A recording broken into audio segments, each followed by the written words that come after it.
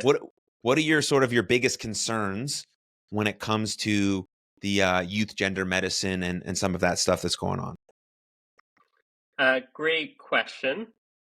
I'm a big supporter of evidence-based medicine, and I think the way uh, the medical and the psychological establishments have been helping kids who either are uncomfortable with their gender or are questioning their gender is not based in evidence-based medicine. And increasingly, um, states are realizing that, countries in Western Europe are realizing that. And I think America is kind of like, once again, based on the system, is the holdout. And they're practicing what's called like the affirmative model of psychotherapy, which attributes the suffering of someone who is, questioning their gender. They're attributing it to like being in the wrong body, of like really being trans, and they're going, rather than trying to really work with someone to really understand all the underlying factors that may be leading them to be uncomfortable in their body, they're kind of really going straight to the medical pathway, which, not only is not shown to be helpful for gender dysphoria, there's like a lot of very serious side effects, including sterility, infertility.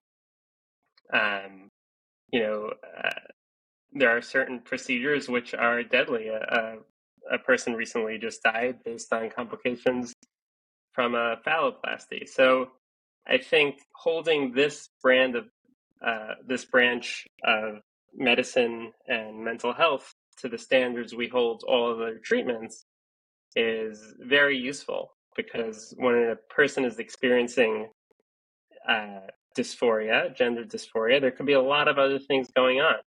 When a female believes she was born in a wrong body, and she has a history of sexual assault and a history of anxiety and depression and a ton of family conflict, and then the parents get divorced, and then the next 2 weeks, she's fallen in with a crowd of friends who all identify as non-binary or trans, and for that person to go to a mental health professional, and instead of getting therapy to unpack all of that, instead of kind of being shuttled to an endocrinologist for hormones, I think is a real disservice to these kids.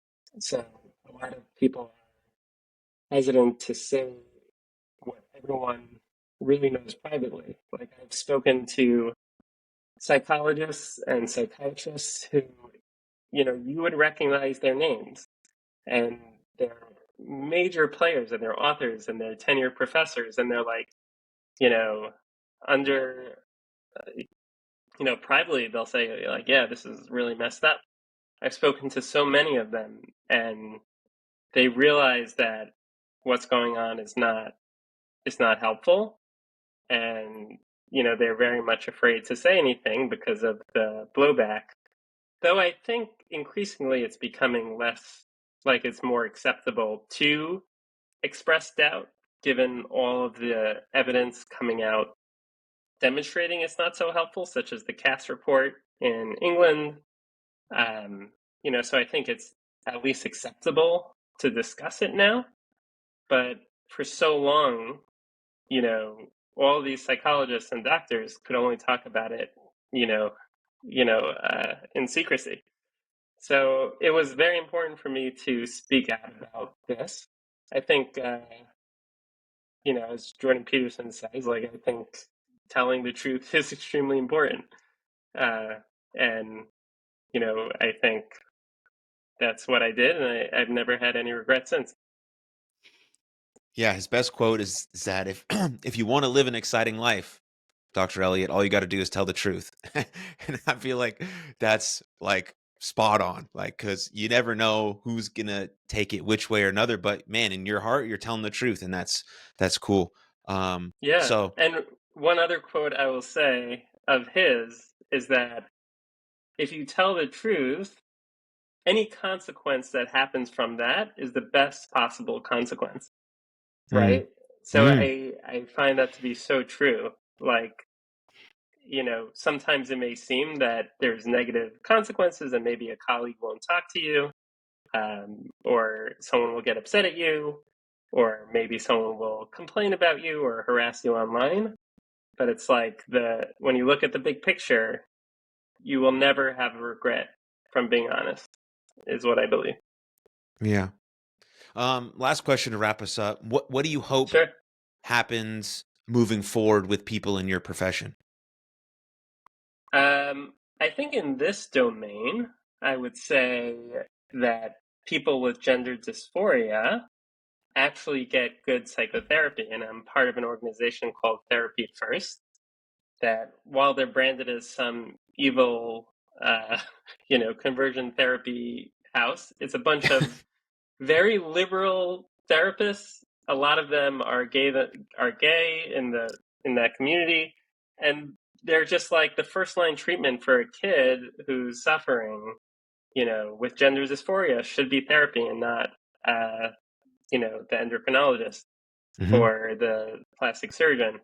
So I think I would like there to be more um, more acceptance that this should be the first line treatment, because now there's this weird schism between those who are actually able to be open and honest about it, and those therapists who are like activists with a therapy degree, who are really just attributing everything to gender dysphoria and advising kids to do things that are not supported by evidence. So I think that would be a major change, because I think parents are not trusting therapists when their kids need it because of what they know sometimes happens. So I Hmm. think it would be a big help for the field if they reconciled, or came to a healthy outlook on this issue in particular. Yeah. One thing that like really bothers me about some of the like gender ideology is when they say that if you don't, you either have two choices. You either uh, confirm affirm your child's identity or you have a dead child. Like, and that to me is like how can you say that to someone? You're talking to a parent who loves this person in front of them, like we talked about, and you're saying these are their only two options. That's it. Not like, hey, let's go talk to someone. We can work this out. We can express some ideas. We can cultivate some new things and like and explore some ideas. And maybe this works for you and this works for you. But like, there's now like to me, like obviously losing someone to suicide, like it's a fucking real thing that can happen. And so now you're just throwing it in someone's face, like a parent, like that has to stop, because if it doesn't, there's no way to reach a point where we can actually help kids who are feeling this way or who need help in these ideas or just need a sense of belonging or just want to like just need a friend or a supportive person to talk to or whatever the case may be. There's a spectrum of ideas that could be real. But if we only say these are the only two options, excuse me for getting fired up, like um, then we're never going to get to a place I'm that's equally fired up. It's yeah. untrue. It's not founded in evidence, and there's no evidence that any of these medical procedures reduces the likelihood of suicide.